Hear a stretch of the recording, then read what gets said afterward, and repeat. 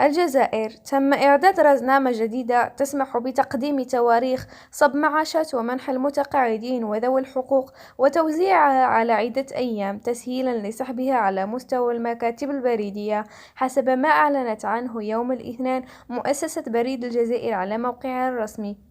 وأوضح ذات المصدر أنه حرصًا على تسهيل عملية سحب معاشات ومنح المتقاعدين وذوي الحقوق والتكفل الأمثل بهم على مستوى مكاتب البريد، وفي إطار التكامل الحكومي بين وزارة البريد والمواصلات السلكية واللاسلكية ووزارة العمل والتشغيل والضمان الاجتماعي.